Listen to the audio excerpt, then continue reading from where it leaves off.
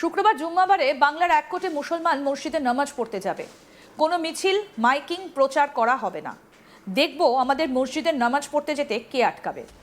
কলকাতা এয়ারপোর্টের ভেতরে থাকা বাকরা মসজিদের ভেতরে ঢোকা এবং নামাজ পড়া নিয়ে গর্জে উঠেছেন পশ্চিমবঙ্গের তৃণমূল জামানার প্রাক্তন মন্ত্রী এবং জামিয়াতে উলামায়ে হিন্দের রাজ্য সভাপতি সিদ্দিকুল্লাহ চৌধুরী। সম্প্রতি কলকাতা বিমানবন্দরের মধ্যে থাকা 100 বছরের বেশি পুরনো মসজিদ এবং ওয়াকফ আইন নিয়ে একাধিক ধর্মীয় জমায়েত এবং নামাজের ডাক দিয়েছেন। নেতাজি সুভাষচন্দ্র বসু আন্তর্জাতিক বিমানবন্দরের ভেতরে অবস্থিত এই বাকরা মসজিদে প্রবেশ এবং নামাজ পড়ার পাস স্থগিত করে বিমানবন্দর কর্তৃপক্ষ।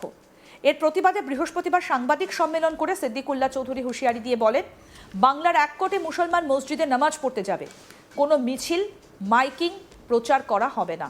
আমাদের মসজিদে নামাজ পড়তে যেতে কে আটকাবে? আমরা প্রশ্ন করতে চাই। মসজিদে যাব, প্রার্থনা করব, এতে সমস্যা কিসের? ঠিক কি বললেন সিদ্দিকুল্লাহ চৌধুরী, প্রাক্তন মন্ত্রী? আসুন শোনাই।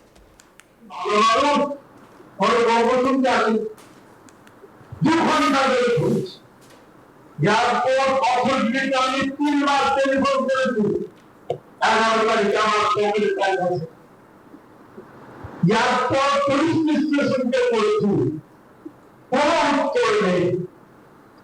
কে তাদের মদত তৈরি করলো?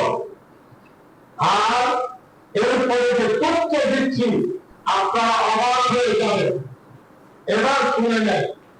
প্রতিবাদ দিবস অংশগ্রহণের জন্য করণীয় বিষয় जो इंतजाम में शामिल होंगे उसके लिए जुम्मार दिन প্রতিবাদ দিবস শান্তিপূর্ণভাবে পালিত হবে। নো ডেমনস্ট্রেশন, কোনো ইলিগাল কাজ হবে না। এখানে কোনো পারমিশনের প্রয়োজন নেই। মসজিদে নামাজ পড়ব, পারমিশন লাগবে? এই কালো ব্যাগ প্রতিবাদ করব, পারমিশন লাগবে? না, এটা হবে না। 1 কোটি মানুষ তার বেশি করবেন না। জুমার সময় থেকে বিকেল 5টা পর্যন্ত এই প্রতিবাদের জন্য কালো ব্যাগ, মা, বোন, দিদি, ভাই আর পুরুষরা ব্যবহার করবেন।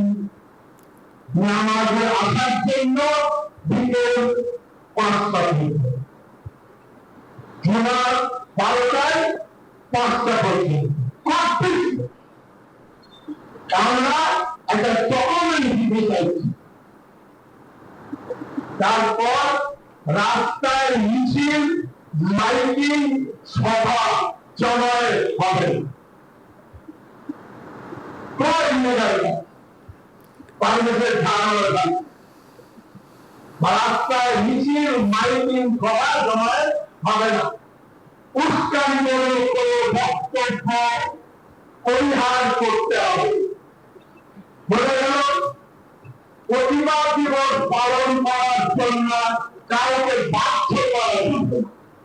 ভালো মানুষ বড় কর্মসূচি আছে, 2 ঘন্টা ধরে ঘুরছে। এই প্রসঙ্গে আমাদের প্রতিনিধি সুজয় ঘোষ কি প্রতিবেদন তুলে ধরেছেন, আসুন দেখি।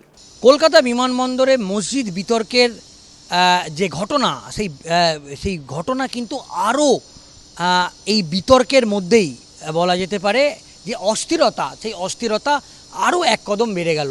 আজকে সিদ্দিকুল্লাহ চৌধুরী তিনি একটি সাংবাদিক বৈঠক করেছিলেন কলকাতা প্রেস ক্লাবে। সেই সাংবাদিক বৈঠকে সিদ্দিকুল্লাহ চৌধুরী একেবারে স্পষ্ট করে বলেন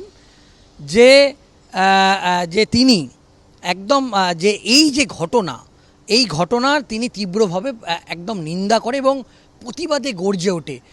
তিনি বললেন যে আজকে যে সাংবাদিক বৈঠক করেছিলেন সেখানে তিনি বলেন যে কলকাতা এয়ারপোর্ট অথরিটি বা কেন্দ্রীয় সরকার যে নোটিশ দিয়েছিল সেই নোটিশ নিয়ে তিনি তীব্র ক্ষোভ প্রকাশ করেন। সিদ্দিকুল্লাহ চৌধুরীর বক্তব্য,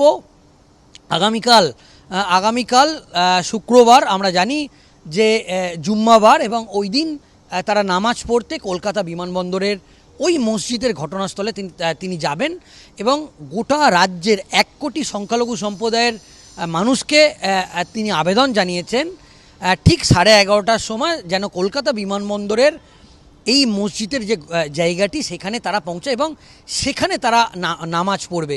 আমরা জানি যে ইতিমধ্যেই দমদম উত্তরের বিধায়ক সৌরভ শিকদার এই ঘটনার তীব্র নিন্দা করেছেন। অন্যদিকে এই ঘটনা নিয়ে একদিকে মুখ্যমন্ত্রী শুভেন্দু অধিকারী তিনি একেবারে সাহসী পদক্ষেপ নিয়েছে বলেও রাজনৈতিক মহল মনে করছে এবং ইতিমধ্যেই বিজেপির তরফ থেকে বলা হয়েছে যে রাজ্য সরকার এই ব্যাপারে যে বিমানবন্দর কর্তৃপক্ষ এবং এয়ারপোর্ট অথরিটিকে একদম স্পষ্ট করে বলে দিয়েছে যে উন্নয়নের স্বার্থে এবং তিনি তার যেটা বক্তব্য যে এটা কোনো বাধা হতে পারে না। এমনকি মুখ্যমন্ত্রী শুভেন্দু অধিকারী এটাও জানিয়েছে যে দেশের নিরাপত্তার স্বার্থে দেশের অভ্যন্তরীণ যে নিরাপত্তা সেই নিরাপত্তার স্বার্থে অবিলম্বে এই যে সিদ্ধান্ত যে কেন্দ্রীয় সরকারের যে এয়ারপোর্ট অথরিটি যে সিদ্ধান্ত নিয়েছে একেবারে তাকে সিলমোহর দিচ্ছে। এবং ইতিমধ্যেই আজকে শ্রমিক ভট্টাচার্য তিনিও এই ঘটনায় রাজ্য সরকারকে যেরকমভাবে পাশে দাঁড়িয়েছেন ঠিক সেইভাবেই কেন্দ্রীয় সরকার বা এয়ারপোর্ট অথরিটি যে সিদ্ধান্ত নিয়েছে সেই সিদ্ধান্তকে আরও একবার তিনি সিলমোহর দিলেন। অন্যদিকে সৌরভ শিকদার স্থানীয় বিধায়ক তিনি একেবারে স্পষ্ট করে কোট আনকোট বলে দিয়েছে যে এই যে ঘটনা যেটা 15 বছরের সরকারের আমলে কেন্দ্রীয় সরকার তারা বারবার বাধার সম্মুখীন হয়েছিল কিন্তু তারা কোনোভাবেই এই মসজিদটাকে সরাতে পারেনি। এবং তিনি এটাও বলেছেন ইতিমধ্যেই সরকারের তরফ থেকে তো পাশে এই মসজিদ কমিটিকে জায়গাও দেওয়ার ব্যাপারে একটা আলোচনা চলেছে। তো সেক্ষেত্রে দেশের নিরাপত্তার স্বার্থে বা দেশের উন্নয়নের স্বার্থে এই সিদ্ধান্ত এই মসজিদ যে কমিটি সেই কমিটির মেনে নেওয়া উচিত বলেও সৌরভ শিকদার দাবি করেছে। এই ঘটনার পর বিজেপির রাজ্য সভাপতি শ্রমিক ভট্টাচার্যের সাফ বার্তা, ওনারা যা করার করবেন, মুখ্যমন্ত্রী শুভেন্দু অধিকারী ব্যবস্থা নেবেন। কি বলেছেন শ্রমিক ভট্টাচার্য শুনবো। সিদ্দিকুল্লাহ চৌধুরী হুমকি দিচ্ছে যে আগামীকাল 1 কোটি মানুষ নিয়ে 7 নম্বর গেটে মসজিদ নিয়ে করবেন, শুভেন্দু অধিকারী ব্যবস্থা নেবেন।